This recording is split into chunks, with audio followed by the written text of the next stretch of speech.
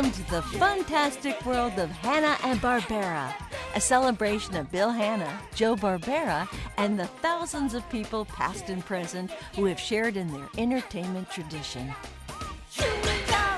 And now your host, Greg Ehrbar. Thank you, Chris Anthony. Welcome to the fantastic world of Hanna and Barbera. I am Greg Ehrbar, author of Hanna Barbera, The Recorded History. And this is a really cool opportunity to be able to interview these two artists who read and narrate entire books on audio. This is fascinating to me, and I hope it'll be fascinating to you, ladies and gentlemen. Mr. Stephen BOWLBY and Ms. KELLI TAGER. Thank you. Golf claps for all my people. Yeah. Thank you. Silent claps. Silent claps. Yes. Silence is very important in our industry. Yes. Yes, it is. Yes, you know, silence speaks words, they say. Mm. Yeah. They don't pay those words, but No. right. No. The ones we speak pay. I'll let each of you sort of introduce what you're because you're multi-talented. Your specialty is doing audiobooks, but you do lots of things. I'll start with you, Kelly. Let's talk about some of the things that you're doing currently. Audiobooks is my main jam, but I'm also a mom to 2 young girls at home, and I do other voiceover stuff. So I do English dubbing of foreign shows. I do commercials. I've done anime in the past, animation, all that kind of stuff. So audiobooks is my main acting/nerd/happy place. And Stephen. Yeah. Well, I have kind of a bifurcated career as far as that goes. I'm a lifetime career filmmaker. And so I have directed and edited hundreds and hundreds of commercials, documentaries, business films, all kinds of stuff like that. But I always did voiceover stuff all along the way in commercials and film narrations and all those things. And then somewhere along the line, I kind of just made the decision to say, gee, this audiobook thing looks kind of fun. So I went out to Los Angeles and studied audiobook performance some time ago now, 14, 15 years ago, whatever. And so now this is one of the 2 main things I do, audiobook narration and film editing as well. I edit a multi-camera podcast for the Star Trek world, the world of Star Trek. It's called the Decon Chamber.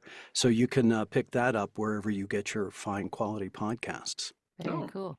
There's just a few questions I've always wondered about, and I've listened to many, many audiobooks. I mean, going back to when I was a kid and we would sit in the library listening to, I don't know if you've heard of the Cadmon records, where you would have a narrator, or the Argo records, where on disc you would have a famous actor reading either an abridged version or a complete version of a book. No music, just the actor and the reading. Cadmon was and still is, I think it's owned by someone else. They started with, I think, Dylan Thomas way back when LPs were invented, and they could fit a lot of time on an LP. And then along came cassettes, where you would get boxes with long boxes, sometimes with entire books in it. The Harry Potter series that was done 2 ways because the books were written 2 ways. So Stephen Fry did the British version and Jim Dale did the American version. I wonder when I listen to those, how in the world, first of all, when you're doing something with voices, and even in my books, you've got quotes, how do you keep track of the tone and the timbre and the character that you've given to those quotes and voices? Well, first off, you always make a file with a character sample in case your brain goes away and you don't remember what the heck you did. So I think that's that's the important thing if you're doing like a series, especially. And in book 1, you've got Nancy, and then in book 10, Nancy comes back, but you haven't seen Nancy for like the last 5 years that you've been narrating this series. You're like, what? Who? Nancy? Who are you? You know, so that's very helpful. That's your backup. What also helps with that is picturing someone from your own life to substitute for that character, or like I've based it on movie stars or other people that I know as well. And so I don't have to think, what did that dad's voice sound like? Oh, no, I just need to make him sound like Michael Keaton, or however Michael Keaton comes out in my brain, because I know it's not going to be the same. So that's my method. I know everyone has kind of different variations on that. I don't know what Stephen, I think mine's a variation on the same thing. We all carry around in our back pocket our little repertory company of people that we've met throughout our lives. and draw from those people, those characters that informed us in their spoken words over the years, whether it's a famous actor, that you're kind of invoking, or if it's your 8th grade math teacher, in my case, that I use for a variety of characters and things like that. It's all fodder. And I think to a certain extent, there are just maybe some of us that are a little warped. And I'll just speak for myself in that, it started when I was a kid and my mom would say, "You're such a mimic." Okay, well, now it comes out in a variety of ways. Relatives are a gold mine. And teachers. Relative. Yeah. Big time. Yeah. I've channeled my grandparents many a time during some. Yeah, because as kids behind the scenes, so to speak, we would do impressions of them before and after they visited. To this day, we have phrases and stuff. So there's a tip right there if you're interested, folks, in pursuing this career is you're already set if you got some flamboyant and outrageous relatives or people like that. There's a lot of voices and characters, and no matter what the book is, how do you cast those voices, especially if you haven't got all that much information or if they're a real person? Any basic acting thing is, what does this person want? What have they been through? Is there a backstory that informs how they sound? What's their intention? All that acting stuff. And that overlaid on top of the sort of basic fodder of what does someone sound like? Where are they from? What part of the country? Those sorts of things. It becomes a bit of a mixture, I think, a little bit of a clay amalgam, as it were, that says, this is now what I'm going to make this person sound like. And so much of what we do is, as we all know, is solo. We're here in the booth. Sometimes you get directed, oftentimes you don't. So you just make decisions, and hopefully we get cast because they know we're going to bring something to this particular genre that's unique to us. Mm-hmm. A lot of the times the writer also gives us lots of wonderful clues about how this person is looked upon in the book or from other characters or with descriptions. So when we're prepping, we're always looking for those little nuggets for character development.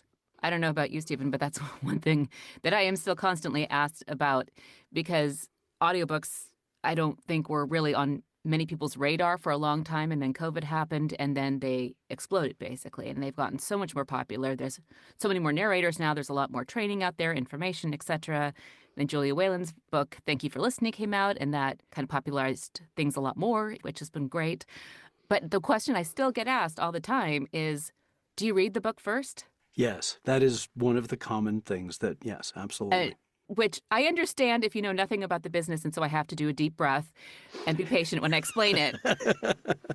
And then I go, yes, we do. We do, because we can't figure out with you guys that the murder on page 254, the butler did it. Who knew? Like, we have to tell that story.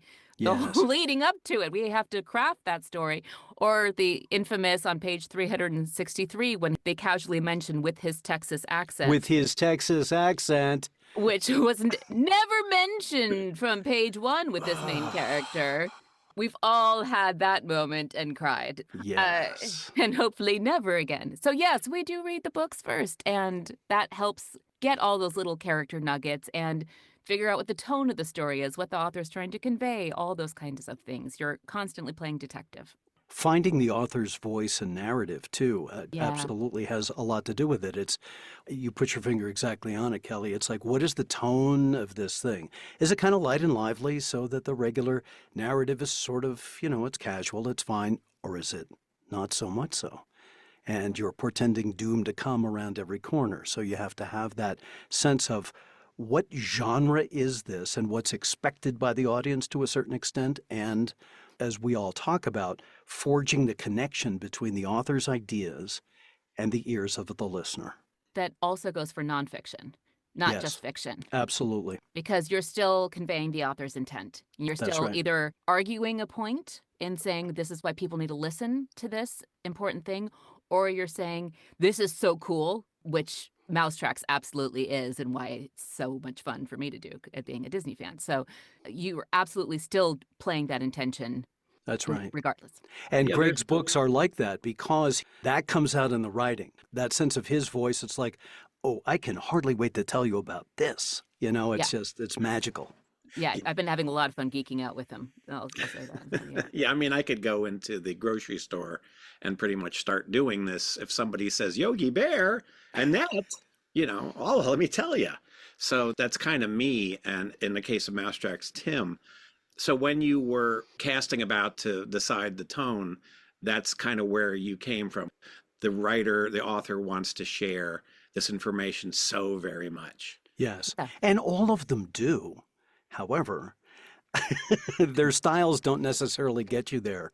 Absolutely, what you said about nonfiction is so true. I just did 2 books in a row, one of which was enormously repetitive and very cool in business terms. And so when it's written that way, it's a little bit of a battle to try to get that sense of discovery or excitement or whatever kind of into it. Whereas the one that followed it is about an equally dry topic, but the enthusiasm was there in the writing. So it was like, Yeah. oh, I'm going to tell you about healthcare. Like, no, seriously. And it flows from what's on the paper. Oh, yeah. I did a book on financial planning. It was the first nonfiction I ever did, like years ago. And I've never been so excited about financial planning because it was written so well and was so fun. And I went and got a financial planner after that because I'm like, I know what to look for. And this was really educational. So, And we're the ones that are buying all these books that these people talk about. I Yeah. just know it's like, oh, I can't wait. When I narrated your Hanna Barbera book, Greg, the other book that I had to go get, the one about all of the music tracks, all of the music composition from the 60s, particularly television scoring, Oh, films. that would be John Burlingame. That was Burlingame's book. So I had to stop narrating and go get that book because I'm such a geek. I'm looking currently at all the Disneyland Magic Pass levels because I need to go back to Disneyland. It's been months. It's- Well, what's fascinating too is that, and we can mention Tantor Media is the company that produces this through University Press of Mississippi, and kudos to them. Thank you very much. They're 2 different books, and Stephen, in your voice, you have the excitement, but also an intensity and a bit of gravitas.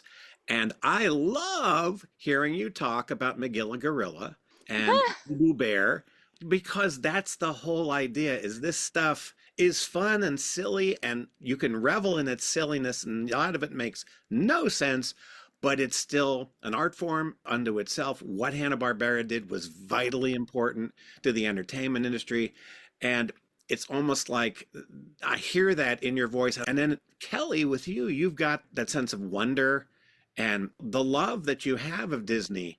That's so important because the heritage of Disney is all about the wonder and the discovery, and both very, very enthusiastic.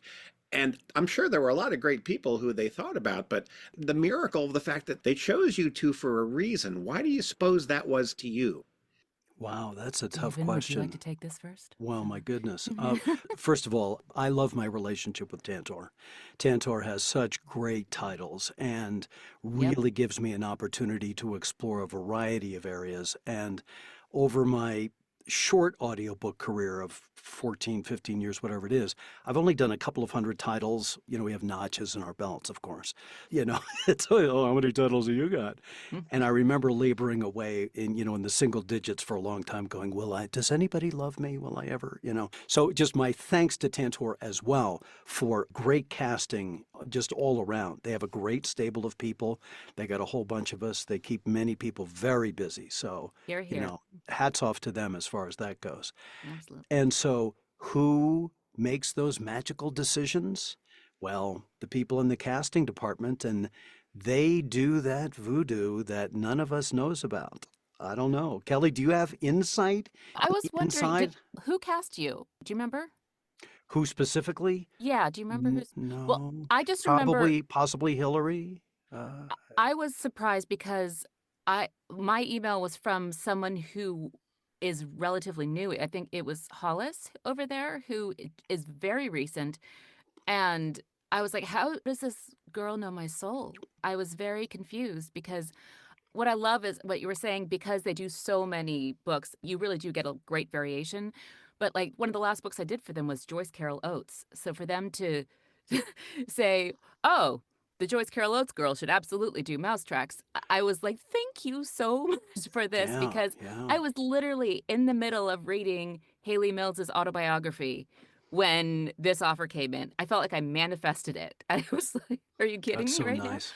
I listened to the Monkeys' Uncles still because I wanted to be Annette Funicello with the Beach Boys because she was the coolest, prettiest girl that I ever saw on television when I was growing up. I mean, I am a complete Disney nerd, old school Disney nerd. Yeah, I've been Oh, putting like exclamation points and smiley faces during some of my prep because I just start geeking out. Like finally finding out like Ginny Tyler was the voice of the Chipmunks that I've been quoting for 20 plus years. Things like that. I'm just like, I love these.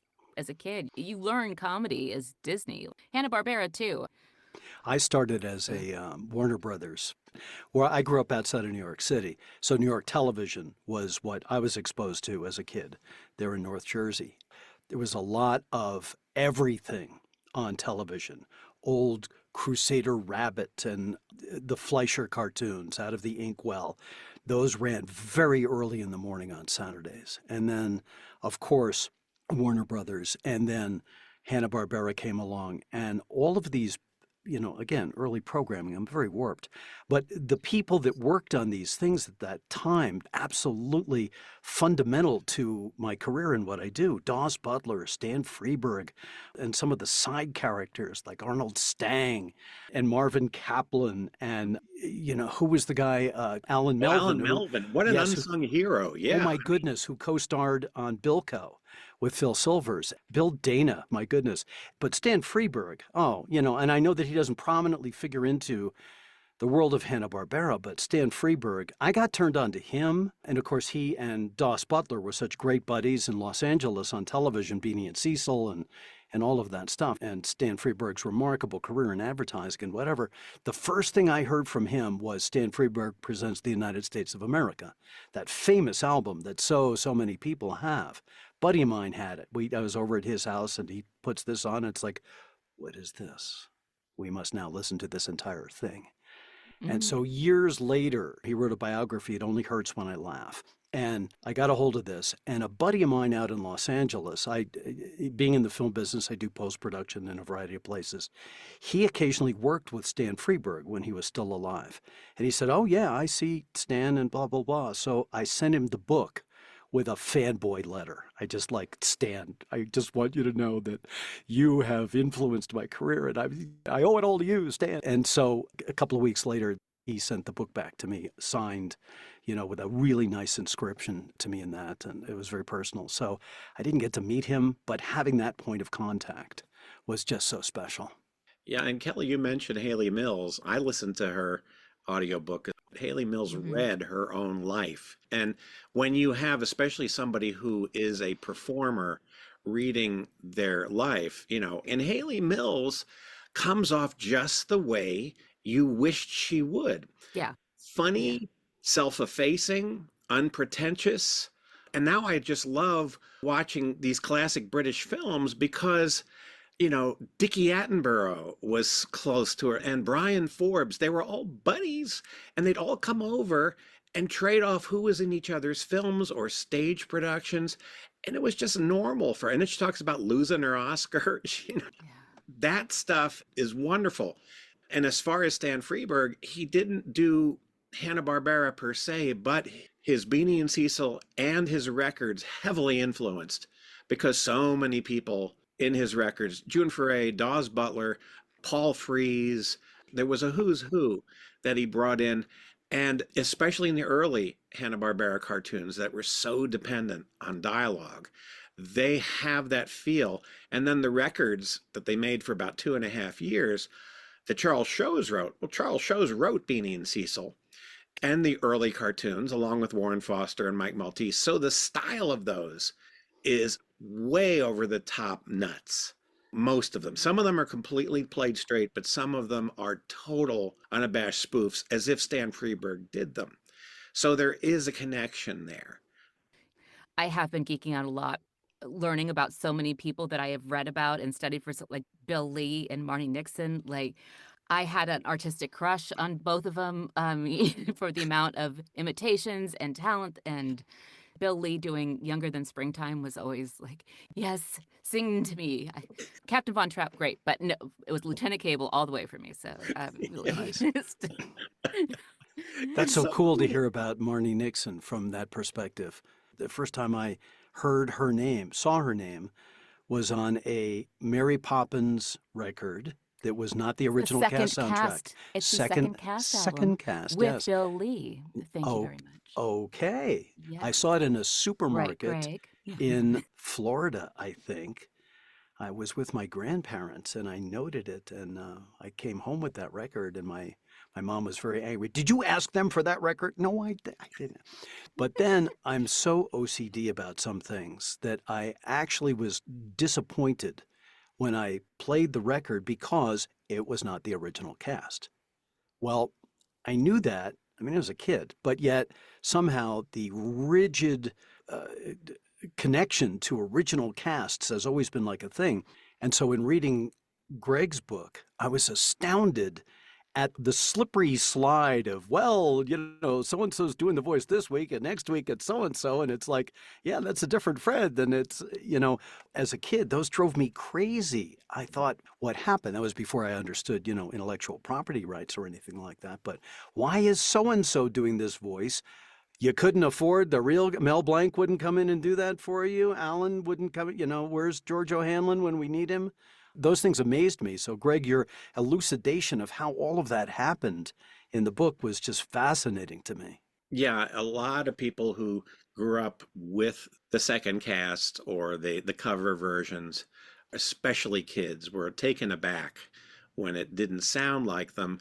And sometimes you never got over it, and sometimes it was like, you know what? It's not Mr. Jinx played by Dawes Butler, it's Paul Frees, but he does such a good Mr. Jinx on his own. It's such a different character that it's kind of nice. But the books explain why the circumstances that happen. And one of the impacts of Hanna-Barbera was that because their shows were on television and Disney films were, like we say, dear relatives and friends, not those ones that we did imitations of that we talked about earlier, but the ones that we really adored that would come and visit every so often for holidays and special occasions. So it was so exciting when they came, where Hanna-Barbera were your best friends, your neighbors, your colleagues. And there was a closeness to those characters because they were on TV in your house a lot. And so even Hanna-Barbera, I don't think realized how close we became to who was doing the voices. Because Mickey had several voices, Popeye had several voices. In those days, yeah, it was a budgetary thing. There was all kinds of reasons, and you can get that all out of the book. But I think it's really cool that, because you're voice people, I love that you picked up on that. Because somebody like Bill Lee, especially, he isn't as well known as Marnie Nixon. She was so renowned. Well, she is now, not at the time, but No, not at the Right. time, because she Deborah would have Carr, so gotten, yeah. you'll never work in this town again if Yeah. you tell. I remember Christopher Plummer's story about making The Sound of Music and how he was very offended that he was going to have a voice double. And so he worked his tushy off to get up to par for the part. And he went in and he listened to his music and he listened to his recording. He listened to Julie Andrews' recording and he went, next to anybody else, I would have been fine, but not with Julie. Mm-hmm. And he was a smart enough actor to realize, he goes, I do not hold up in this movie next to Julie Andrews. And it's interesting because I think recently I just saw a video where his original voice for Edelweiss showed up. Like they actually had his recording of it. And a lot of people are going, oh, it's so much more real and grounded. And I'm going, no, it's not good. You No, put that it's next just to Julie new. Andrews. He made the Yeah. right call, dude. No, I mean, Yeah. it's not cool. So Didn't Russell Crowe take a lot of heat for his singing ability in Les Mis, the film Yes. version? Yeah, it's Because there are memes of I am Javert. Yeah. now flash forward from the 60s to our time, and films like the Dylan Picture with Timothée Chalamet doing his Bob Dylan and Austin Butler doing his Elvis, and all of these things, our levels of expectations, I think, have just really grown. Bill Lee sang for Yogi Bear, too. The person I revere above all in this situation was Deborah Carr, who made Marnie Yep. Nixon her acting partner, which I think performers should be doing, saying, very proudly, I'm working with the best in the business. They are my voice. And, they're She's the working. first one who insisted. Yeah. Mhm. I mean, Marnie Nixon, no one would know who she is if it wasn't for Deborah Carr. That's right. That's right. Yeah. So we went on a different album, but we're back. And I just think this is a cool thing. When you are given a book and you've read it and all of that, do you get a PDF? Do you tear open a book and make pages out of it? Do you print it out and write all over it? What's the whole process? We use, I don't know about you, Stephen, but I mean, we all have a variation of a program. We get a digital PDF for the most part, and we make notations on that because you can insert sound. I insert pronunciations on it. If it's for my eyeballs' sanity, if there's a quote, I will highlight that quote. For nonfiction, you're not putting an actual character on, but I do subtly drop my voice a little bit just to kind of get the reader into the quote a little bit more or raise it up a little bit. So I'm kind of the medium in between. And then you can make markings and whatever else you need. Everyone's prep process is a little bit different, but it's all ultimately for the same purposes. There are a variety of ways to get there. It's true. I get a PDF as well, of course. And for me, that goes on an iPad Yep. that I have at a certain distance so that I can see it easily and turn the pages easily or, shuttle the pages. I like that on a different screen than my audio workstation so that my hands can do two different things at once and not have to be mousing and clicking and all the rest of that stuff. That's my secret sauce, is having the script on an iPad suspended in front of me and then the rest of everything else. I'm always about removing barriers. I guess I'll probably take some hits for this. I don't have a lot of notes that I take into stuff. If I do, I actually use, remember these? This is a yellow pad. What's that? I know. See, it was unearthed by an archaeologist near my house. And so it's like, yes. And I use a pen or a pencil. I know. It's terribly Byzantine of me. But I do that, again, so that I don't have clutter in front of me. It's just how I like to do it. On my main screen, I'll have pronunciations. I have a research partner that I typically use for stuff who goes ahead of me on and preps things and what have you. So we just get there slightly different ways. It all depends on how you like to work and how comfortable you are in the environment that you've created in your studio. Do you go for long passages, or do you like to try different ways of short passages, or do you get on a roll and say, oh, I'm going to keep going, or how does that go? I'm always on a roll because the deadlines are very serious in our business and they haven't really gotten any longer over the years. So there is that. But no, I'm sure Kelly has a take on this, that you decide how much you want to do and how far you want to go and then say, I'm not feeling as fresh as I was, 45 minutes ago. So I have to force myself to not power through, turn off the Teutonic work effort and say, okay, I'm going to stop and I'm going to walk around the block or I'm going to go get a sandwich or I'm going to pat the dog or whatever it happens to be, and then come back and go, oh, I will discover this afresh. And there are certain times of the day, I think, that different narrators feel like they function best and better. There are some optimal times. For me, early in the morning, if I can get up that early in the morning, get a shower because that opens up the rest of my head and all of that stuff. You get the moisture going from inside and out as far as that goes. And then I'm doing my best work for a lot of hours, up through lunch. And then I really kind of need a couple of hours off in the afternoon for my voice to settle and come back to where it was so that I have, the full range available, my limited mini upper baritone kind of range. So I kind of want to optimize that. Yeah, I'm a morning person too. I do know people that won't get into the booth until 10 or 11. At that point, my day's half done. For me, I drop the kids off at school or if my husband can do it, then I get to start earlier. Then I'm sure you do it as well. I do about 5-minute quick quick vocal exercise to make sure that I've got my whole range and I don't have morning voice. I do some tongue twisters to warm up, and then I'm in the booth for ideally 4 to 6 hours on a good day. Sometimes I only Yeah. get 3 in, depending on the kids' schedules, because as soon as I pick them up, I'm not going to get that consistent time again. What you're talking about with the 45 minutes and then your brain poops out, Stephen. Christina Rooney, who's a wonderful director for Penguin Random House, said there's a study done that the human brain really cannot focus fully past 45 minutes to an hour. And since then, unless I'm really on a roll and I'm like, no, I just need this last paragraph, I will try to time it so every 45 minutes to an hour, I'm doing something physical. Like I'll just put away dishes for 5 minutes or get some tea or whatever, just so my brain can regenerate and the brain will stop working and the physical can help recharge it a little bit. That's a great idea too, especially if you're staring at a screen. They say you shouldn't be staring at a screen too long too, because your eyes get bleary and all kinds of that. I asked you before we started also how you deal with the little smacky sounds. I've been told different things by different people, but green apples were...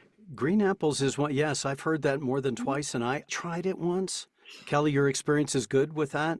Yeah, as long as they had enough juice in them. Yeah. If they were a little drier, nope. The trick of the little small water atomizer I got from Pat Fraley, who I studied with for audiobook performance and commercials and other stuff.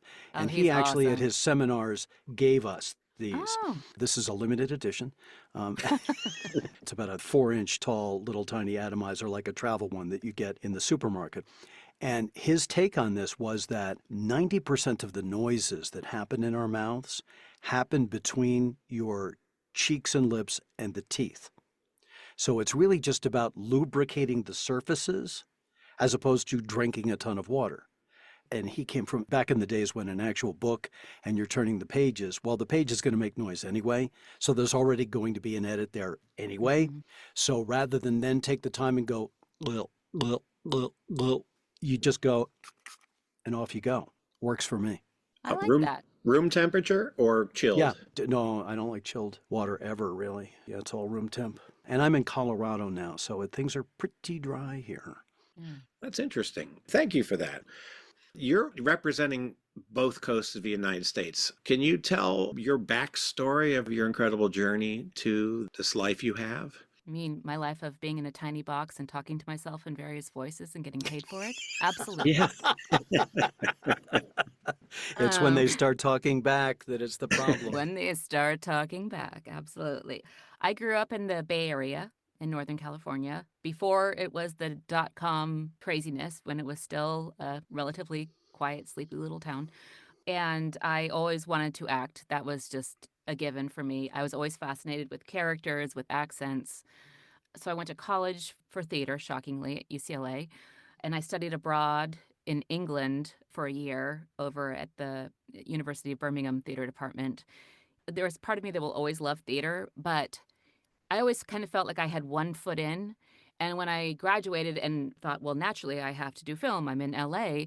I didn't love that process either. Like, I liked the whole community of building a film, and I love being on set. I did stand-in work for a long time, but the actual process of acting in that environment was never my happy place. Consequently, because I think I liked it, but I didn't love it, I didn't get as far as I could have. Like, I did some wonderful equity shows. I did some small films and whatnot. But when I was about to go back to England to get my master's in Shakespeare, which I basically called a vacation with homework, right before I left, my friend from UCLA, who's now very big in anime, was casting her first production and wanted to cast actors that she knew from college. So she had auditioned for an anime series called I'm Going to Be an Angel. And as Bob Bergen told me, he goes, this should be the title of your autobiography. Once you've played a baby rice cooker monster, you never go back. And let me tell you, I wound up with a reoccurring character on that series, but I got to play all these little parts. I just walked out going, I got paid for that? Are you kidding me? That's way too fun. And completely forgot about it because I went across the pond for a while. Came back, went back to film, didn't even think about it, but anytime I got an opportunity, I would talk about the baby rice cooker monster because I loved her. That was the crowning moment of my life, was doing that at that point, artistically. But it wasn't until I finally was realizing how little joy I was actually doing theater and film. And it's one of those, if you don't love it, you are putting so much money and time and effort, you stop. And so I had a nice soul-searching moment, and I stopped. But the problem was I still had all this creative energy in me. And my husband finally turned to me on a trip and went, the only thing from acting you still talk about with joy is that anime you did. Why don't you just do voiceover? And I went, why don't I just do voiceover? Are you kidding me right now? And it was like all my life, all my career choices, I'd been writing as well. Everything just went, duh. And I haven't stopped since. I did a voiceover improv class just to be like, is this what? Oh, yeah. This is it. This is it. And for me, because I've been a book nerd, I'm always a huge reader, even though I was not a listener initially. Audiobooks, now I've grown to obviously like them because I'm more of a visual person. I've grown to very much appreciate them. They seemed like a very natural segue from one of the different aspects of voiceover, and they've pretty much been my bread and butter since. And that's my professional life story. That is so exciting. I mean, what's the name of the thing with the rice cooker? It's called I'm Going to Be an Angel.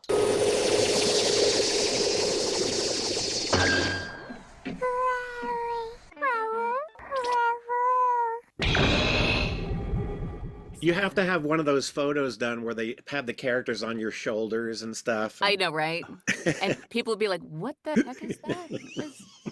Is that a vegetable steamer? What's going on now? That is wonderful. I've been very happy since. And I have to say, the audiobook community is incredible. I'm sure you can vouch for this as well, Stephen. But they're some of the most humble actors because we're all nerds. And there's no fame. There's no glamour in audiobooks unless you're going to a Red Carpets Award. And then you're like, I'm out of the sweats. I'm out of the sweats. But, you know, for us, we're just so happy to be able to talk to other people and not just ourselves. It's a wonderful experience. So I have found some of the smartest, coolest brains that I've ever, and I've made more friends doing audiobook narration. I have a whole posse of work wives, I like to say, because it's such an isolating profession that you make as much of a community of the actual profession as possible. I don't know when this will run specifically, but you are going to be going to a glittering award ceremony, correct? Yes, I'm nominated for an Audie Award for Best Romance. It's not a spicy romance, just in case for our listeners. There's like one mildly spicy scene, that's it. But it means a lot to me because it's a Jewish romance, and it's really about a woman who the romance helps her rediscover her joy in her culture because she's distanced from her parents. And that was the part that I really, really enjoyed. And just rediscovering all the fun parts about it. It's going to give me goosebumps. But I put my heart into that book, and it was so lovely being a Jewish person doing that book, having a Jewish director on that book because it was Penguin Random House, and a Jewish producer and obviously Jewish writer. It meant a lot, but I never thought it would be nominated. I just put it in because I just loved it, and I couldn't pass up the opportunity. So I was floored that it got nominated. Congratulations on the nomination. Thank you. But as Stephen will tell you, as he has been nominated before too, you get this handy little medal to... You get the little medal, yes. You get the medal, and it's a weighted medal too. So you've already gotten the prize. It's just whether you get another one. Oh, well, that's nice. It's just a pat in the back that somebody outside of this tiny little box has heard your work and is like, hey, nice job. Can't ask for more than that. Plus you get free drinks, so it's all good. Okay, so then Stephen, your glorious Yellow Brick Road to audio. Oh my goodness. And it is indeed so glorious. You know, it's funny because our paths have absolutely nothing in common. Yeah. Which is, you know, just the way it is. I'd never heard of you till last week. Unbelievable. Where, you know, right, I'm not in the Rolodex. I know. It's terrible. You don't schmooze. You know, I'm schmooze challenged. I respect that. I know a lot of people that are in this community. I'll go to some of these meetups, I'll do the Zoom meeting, or whatever, and then, people will talk about their lives, and I'll just like, yeah, you sure do have a life. There's no question. I guess I'll have to rent one. So I grew up in New Jersey, outside of New York City, my whole life. So I don't have the acting blue blood thing as much. I'm more of a blue collar worker as far as that goes. I mean, went to college and all that stuff. But my stated thing after becoming infected by these various audio products as a kid growing up in the 60s, so sorry, got some years going there, was to get into audio production, photography, radio, television, and then film all along the way, really as the behind the scenes guy, as the producer. So I've directed multi-camera stuff, single camera stuff, television documentaries, tons and tons of commercials. I was kind of the preeminent tabletop food director for a long time in Denver for companies like Village Inn, Baker's Square, Marie Callender's, Taco John's, and other things like that. So as a commercial director, I did that primarily, and I directed hundreds of thousands of voiceover sessions, did some myself, but I was never developing my career in that particular direction. I was always making the stuff. So the mechanics of it, for me, were kind of what it was about. It's always about story.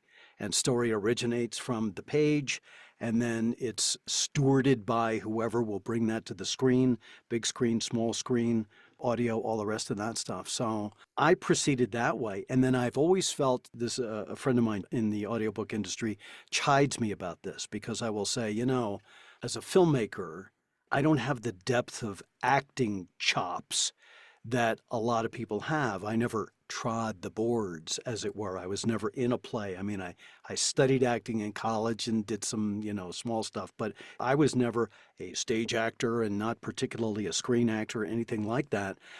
And he says to me, you say that you're missing that component of your career and your life and your work. But because you've directed so much, because you've edited so much, because you've written things, all the rest of that stuff, he said, you're really selling yourself short in that. I was not giving myself permission to say that all of those things counted toward particularly audiobook performance, because, you want to talk about long form. Good Lord, this is the longest form going and deriving these characters.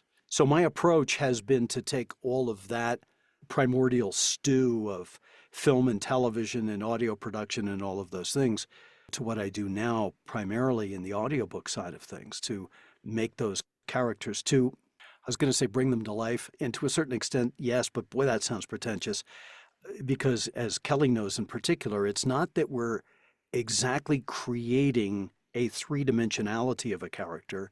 In many cases, we're really just indicating characters, and we're differentiating them and we're setting them apart, but you don't want to be in the middle of something and suddenly you're talking like Eleanor Roosevelt, because that just takes everybody out of it. So there's this fine line that we're always finding, is how these creatures come alive at our hands, and how to do that without sounding like you're an idiot is really what it is. I got a bad review for having misstepped in a nonfiction piece. In fact, I couldn't help myself. I just applied this slight accent to a certain historical figure, and I got hate mail from a professor somewhere who said, he wasn't from Germany. He was actually from... I'm sorry. I'll never do that again. I apologize profusely. We've all had the hate mail. I've had it too. And you bring up a really good point, I have to tell you, because if there's a misread in a book, even though we go through multiple checks and balances after we've read it, we have proofers who proof it in the companies that we work for. It goes through a lot of process, but we're all human and we still miss things. I had a book where I said the wrong word because I've been in the booth for 6 hours by myself and I misread the word, and I got a huge letter from a nice, lovely man who basically CC'd me. He found my website address just to CC me on an email to the publisher saying, is Miss Tager really the best person to narrate this book because she said this instead of this and can't say this? I'm like, and what I wanted to say, I deleted it after I calmed down. And at the end of a bad week, so usually I have a very thick skin for that, but it was one of those, like, personally, it was a poopy week. I didn't have the patience at that point for it. But what I wanted to say back to him, So I'll say to you guys is I'm really sorry. I'm sorry you didn't enjoy it. I'm sorry you didn't hear the hours of listening I did to research this book. I'm sorry you didn't see the hours of TV I immersed myself in with various shows, especially to get into this world. I'm sorry you didn't see the hours of research that I put, and I'm sorry that you're going to focus on these tiny little details to sound like I'm not qualified. But we're artists and we put ourselves on the line because we're putting our work out there. Unfortunately, some of the work is going to be spit back out at us. It's just part of the business. And it's one of those, you have to read your reviews if you're going to read them on a good day. Unfortunately, you can get 600 great reviews and it's that one stinky bad one that you're just like, get out of my head. Why are you have space in there? And I think it's the same for writers. It's the same for actors. It's the same. I mean, we're all in the same boat. When you put your work out there and you put your heart out there, someone's going to squish it. But then other people will hug it. So it's okay. What you said was so critical. Ours are the names on it.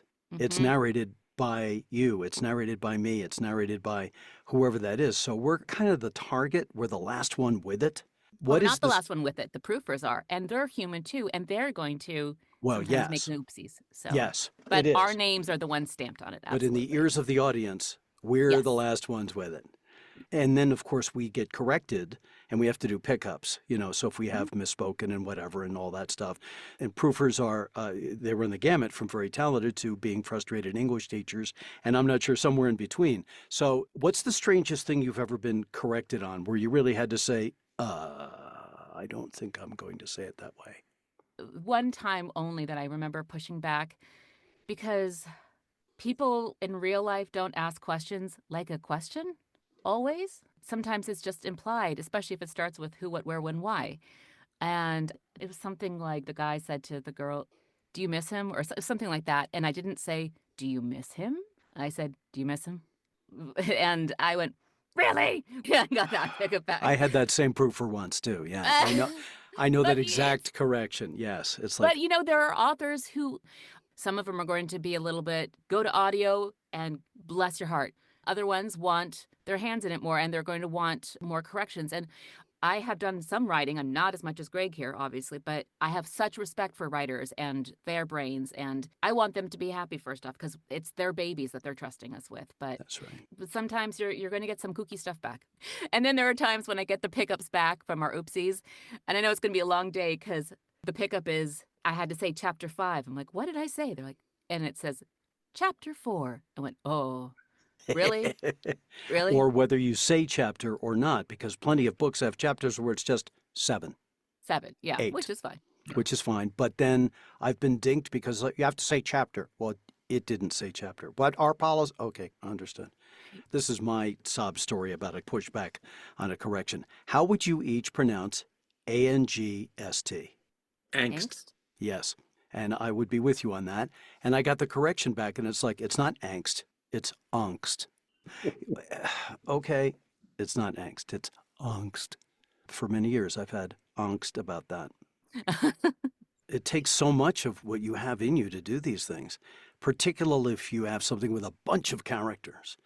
I've narrated a series of books that have like 20, 30 characters, and it's like, okay, so let's buckle up for this. You have to have your heart there. At the same time, you have to have this technical aspect going on where it's like, I have to indicate this. I have to be sure I'm saying it like this. Oh, my goodness. And then you have to act on top of that. And you have to act on top of that. My engineer, who directs me as well a lot of times in the booth, so I'm not lonely and helps me with my sanity. We were laughing so hard yesterday because I was clearly hitting the wall because in your book, I got to M-I-C-K-E-Y, and I couldn't say C, and that's when we knew I had to go on break. I actually started a blooper reel for your book because we've had some good ones. I need to hear that.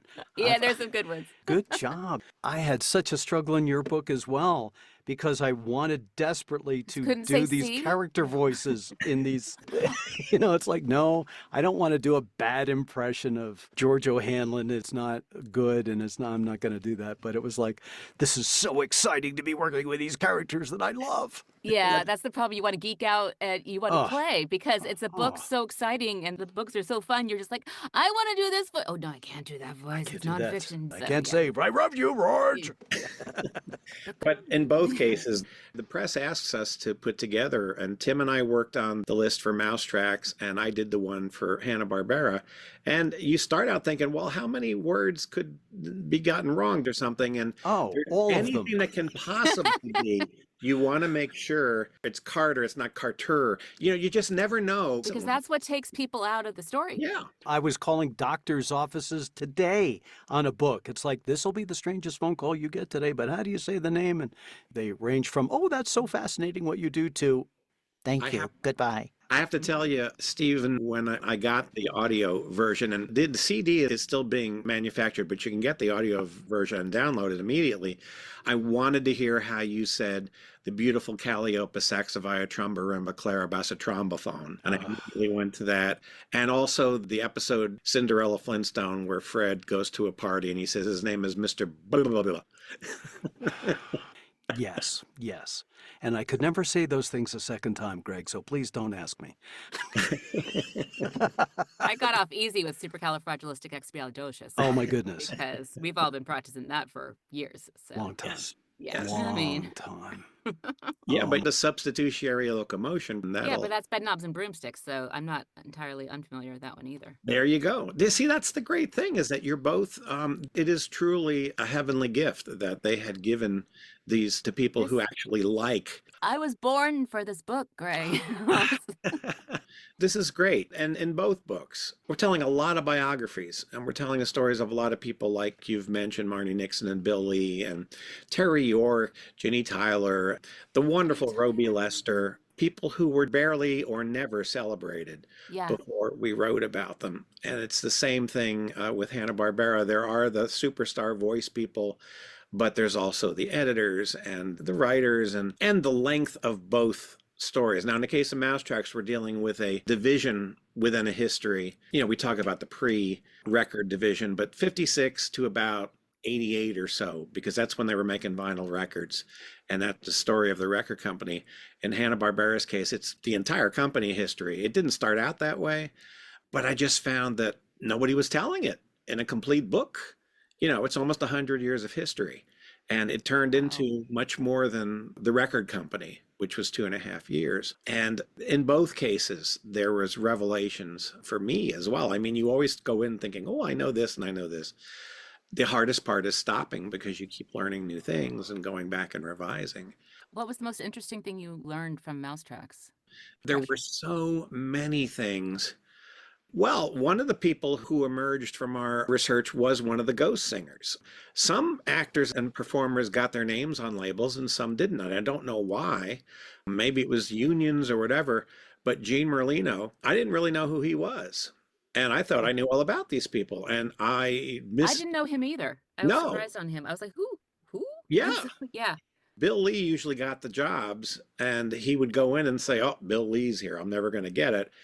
But he has an extraordinary voice, and they don't sound alike at all, really. And now that I know who he is and what he looks like, I'm watching the Sonny and Cher show on DVD, and it's like, oh, there's Gene Merlino back there.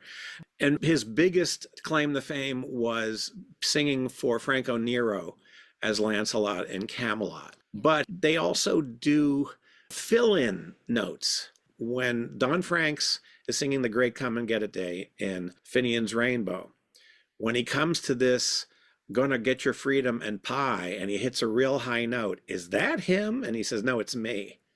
It's just like in The Bells of Notre Dame. It's actually Alan Menken singing the very, very last few notes, because the guy who was doing the voice could not hit it. That's one of the things that isn't known. People like Gloria Wood, and they didn't necessarily dub everything, but they went in and spot dubbed. I for know, like, Darlene Carr did Friedrich, his one high note on Sound of Music on So Long, yeah. Farewell. Yeah, sure. Yeah, Friedrich that did kind of that. thing. And the Jimmy Joy Singers also filled in the singing for the Von Trapps as well. And Yeah. the Jimmy Joy Singers are another group, both of adults and of children. They were in absolutely everything. So that kind of stuff makes me really, really thrilled. And then in the case of Yeah. Hanna-Barbera, it was the same thing. I think probably the biggest revelation there was talking to Tony Milch, who was one of their great editors. It was almost an editor's medium there because they got all the elements and put the shows and everything together, and the records were done the same way.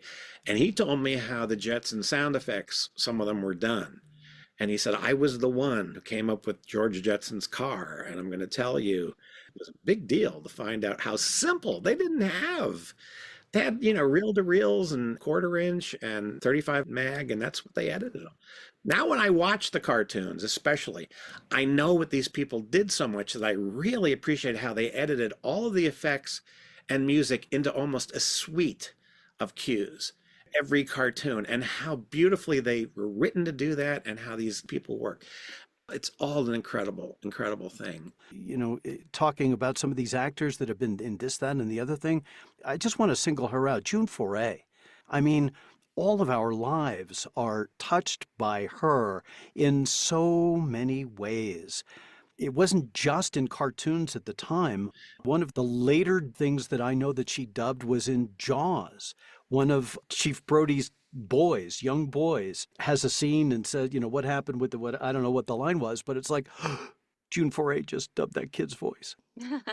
Tim Matheson, good heavens, Johnny Quest, young teenager, he's working hard, and people like him and all the careers that were launched and helped people feed their families. It's like, and the music, oh my goodness. Well, anyway, I could go on as well, but just the way you noted in the book about the musical score in Top Cat, for instance, that Hoyt Curtin, he Gershwinized it a little bit. It had that sense of old Gotham and what have you. It's just like, these were such talented people that drew from so many sources to put this richness into things. And Hanna-Barbera, like the first independent studio to publish its sound effects on record and then CD and what have you. You could buy the Hanna-Barbera sound effects and use it in your stuff. It's Yeah. so iconic. It Fred's was Bongo like, Feet. yeah, Fred's Bongo Feet. I don't think, except for Ben Burtt's Star Wars sound effects, that there's any more iconic sound effects library Right. than those. A Flintstone doorknob. I even know the car door sounds. And Kelly, in the case of Disney, and the books do kind of go together, especially writing the last one. My wife, she's so much a part of this book happening, she was copy editing. And she said, you got an awful lot of Disney in here. And I said, well, it just sort of happened. I was finding comparisons of the parallels of the two companies and how they progressed and their innovations. And there really are parallels. And I never really thought about it. I didn't realize it was the Disney music people. I mean, it affected us because they invented the first sound booth, essentially. That was largely Tutti Camarata, who is Yeah. the hero above all in this book. As Tutti Camarata was the Walt of the record Of the company. music, yeah. The Roy was Jimmy Johnson. He was a brilliant marketer as well, and a good writer too, because he wrote a lot of the storytellers. Tootie could do any kind of music, the Annette rock and roll stuff, and then he would turn around and do a symphony, and then he would turn around and do jazz or And mid-song, as you were saying, too. Like oh yeah, he switching invented genres that too. Yeah, that was really cool. The turn in the tempo that was done with the Jimmy Dorsey Orchestra, that was his creation too. He was not somebody who ran around flapping his arms saying, look at me. He cared about what he did.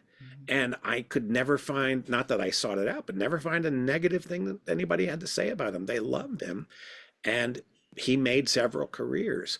And I will add that when we were circulating the manuscript to the Disney various entities to get approvals through the archives to make sure it was accurate, and through legal, and legal people were great. We worked fine with them. The more people in the company saw it, the more they were also learning about a lot of these forgotten people, because after 75, there weren't a lot of discussion of them because the record company transitioned. And there's always been a list of potential Disney legends, and I'm sure these people were on that list. But because the manuscript circulated. Tutti Camerata, Ginny Tyler, and Jimmy Johnson were more recognized Oh, by those great. people making the decision, and they all three got the Disney Legend Oh, designation. And good. I think that's the nicest thing. That gives me the goosebumps. Oh my Yeah, God, and that's so Tootie cool. was still alive to get it, and his family came, and Roby Lester went, and Did Roby Lester, is she on the list? she She should. should be. She holds the record for more individual Disney recordings than any other performer. And She, most everybody's introduction to audiobooks yes, was books on exactly. tape.